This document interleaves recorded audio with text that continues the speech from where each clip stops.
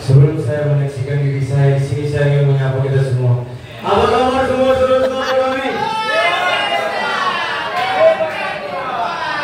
Masih berdoa di dalam Tuhan.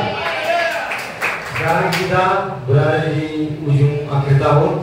Kita telah melihat perkembangan hidup kita di tempat ini. Kita juga telah melihat perkembangan iman kita. Karena beberapa saudara-saudara kita di sini, beberapa saudara-saudara kita di sini telah menampakkan betapa baiknya kebesaran Tuhan di dalam hidup kita. Jadi saudaraku, di sini saya ingin bersaksi di mana saya akan merasakan pintu kebebasan pada akhir tahun nanti. Pada bulan ini saya ingin bersaksi kepada Tuhan.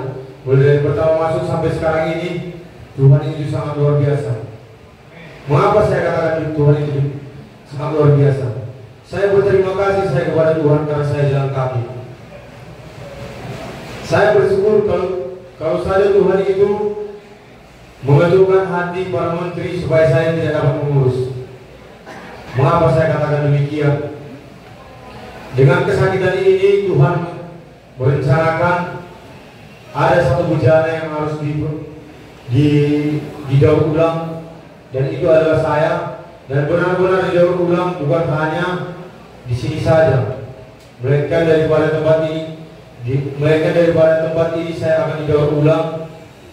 Ya, termasuk daripada yayasan Sindu nanti yang akan menarik saya. Marilah kita semua mendoakan saya nanti ketika saya akan dibentuk oleh hamba Tuhan, ketika Tuhan akan menjamah setiap hati saya yang digunakan kepada Tuhan. Jadi saudaraku, mulai dari saya pertama masuk, saya hampir sama dengan gambaran saudara yang bersaksi di sini tadi. Yang pertama, saya dengan merindukan keluarga, hati-hati dengan kuasa iblis, dengan yang dibilang Bapak Setumar tadi. Kuasa iblis yang pertama dapat meracuni hati dan pikiran kita melewat keluarga. Saya sudah merasakan itu 5 tahun saya bertarung di dalam iman melawan iblis di tempat ini, bahkan di dalam Sibolga, di dalam lapas kelas Sibolga, dan dekat bakat sana. Saya bertarung di dalam iman bersama iblis. Melawan iblis saya sanggup. Mengapa saya katakan demikian? Saya bukan tebal iman, tetapi saya sudah membuktikan itu di dalam hidup saya. Mama saya, jangan salah kita saudaraku, ketika kita berdoa itu, Tuhan itu, Pak Sito orang tadi dia bilang, rancangan Tuhan itu adalah rancangan damai sejahtera. Maksudnya begini firman Tuhan itu, supaya kita tidak mengartikan salah dengan rancangan damai sejahtera itu. Tuhan menempatkan kita di dalam penjara ini adalah damai sejahtera kepada kita. Tetapi tinggal saja Tuhan itu belum menempatkan kita pada jalan yang benar, pada rencananya yang pada waktunya. Tuhan itu merencanakan segala sesuatu di tempat ini. Benar kan Bu? Tuhan itu merencanakan kita ke tempat ini, bukan rencana gelap, bukan kekuasaan iblis. Jadi situ saya sangkal di dalam kesaksian saya di 5 tahun ini, Tuhan merencanakan saya menjadi bejana yang baru di tempat ini. Dan saya 5 tahun ini saudara, jarang saya sakit. Padahal saya tidak punya apa-apa. 5 tahun, hampir 6 tahun lah saya di dalam penjara ini. 5 tahun 7 bulan saya menjalani murni. Dan pada akhirnya nanti bulan 12 tanggal 25 hari kelahiran Yesus Kristus, saya akan berterima kasih mengucap syukur kepada Tuhan. Saya merasakan kekuatan Tuhan di dalam hidup saya. Tuhan itu selalu melindungi saya di dalam keluarga saya. Saya sudah berdoa saudara kepada Tuhan, Tuhan sembuhkan mama saya. Tapi Tuhan tidak mendengarkan doa saya. Itu rencana Tuhan. Ingat, ketika saya berdoa kepada Tuhan, Tuhan sembuhkan mama saya dari penyakit saya, tapi mama saya meninggal. Kita jangan salah memahami arti daripada Tuhan menanggapi hidup saya. Ketika saya benar-benar datang kepada Tuhan, Tuhan, kenapa Engkau mengambil mama saya? Jadi itulah saudaraku, saya tidak pernah mengeluh kepada Tuhan. Saya berdoa kepada Tuhan, Tuhan, jikalau ini rencana yang sangat luar biasa Tuhan, jadikanlah kehendak-Mu dalam hidup saya. Makanya saudaraku, saya jalan kaki sekarang ini. Saya berterima kasih kepada Tuhan, karena Tuhan itu sangat baik kepada kita, dan termasuk kepada saya. Jadi saudaraku, di dalam setiap harinya saya mengucap syukur kepada Tuhan, sebagaimana Tuhan itu sangat baik kepada saya. Walaupun saya tidak pernah dicintai orang tua saya, seperti kata Bapak ini tadi, keluarganya di luar sana yang datang ke sini. Saya sudah merasakan masa Bapak ini adalah masa lalu saya. Bapak ini mungkin perdana dalam lapas ini. Saya sudah 2 kali dalam masuk penjara. Saya tidak bangga. Tetapi masa Bapak yang sekarang ini alami adalah masa lalu buku saya.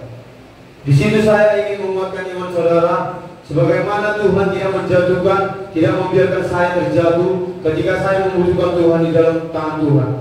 Amin. Jangan juga berkecil hati kepada saudara-saudara yang sekalian di sini yang sudah 2 kali terjerumus ke tempat ini. Kenapa saya katakan demikian? Berhati-hatilah dengan iblis. Ketika iblis sudah datang ke tempat ini, ketika iblis sudah membisikkan ke kuping kita ini, berbagai macam cara iblis untuk menjatuhkan hati kita ke tempat ini, berbagai macam cara gambaran iblis untuk meruntuhkan iman kita. Saya saksi Tuhan di tempat ini 5 tahun menjalani hukuman, dan banyak kejadian yang Tuhan berikan kepada saya sehingga saya dapat berdiri di tempat ini. Jadi itulah saudaraku kesaksian saya di sepanjang 5 tahun ini. Tuhan itu sangat baik kepada kita, bukan hanya kepada saya pribadi. Mari kita mendoakan saya di tempat ini supaya di akhir tahun nanti saya dijemput oleh Yasindo.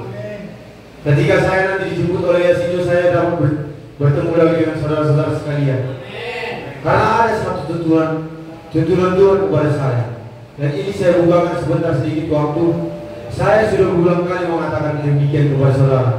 Saya di dalam lapas Pancur Batu ini Tuhan Yesus sudah menampakkan wujudnya ketika saya beristirahat.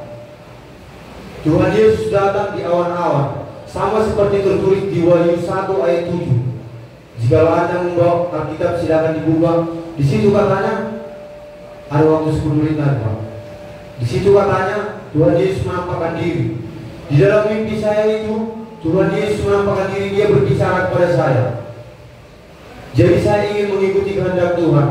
Tuhan, jika Engkau menarik aku Tuhan dari jalan masa lalu buruk, tarilah aku mulai dari sekarang Tuhan.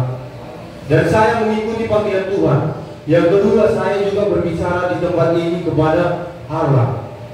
Disuruh Tuhan saya naik ke gedung tinggi. Pada malam itu jam 2 pagi. Jadi Tuhan datang kepada saya. Kau naik sekarang ke gedung tinggi. Sesudah saya naik, datang petir mengkilat bagaikan kuat dua katanya. Tapi saya meresponi Tuhan. Saya mengambil sikap saat teduh. Tuhan, apa yang Tuhan inginkan dari saya? Setelah itu saya bangun dan tempat tidur saya berdoa. Jadi inilah saudaraku kesaksian saya. Saya mau akan membawa kesaksian ini setelah keluar dari tempat ini. Jadi marilah kita berdoa selalu kepada Tuhan Yesus, supaya Tuhan Yesus menguatkan kita di tempat ini. Amin. Jadi itulah kesaksian saya. Terpujilah nama Tuhan yang selalu menguatkan setiap hati saya. Amin.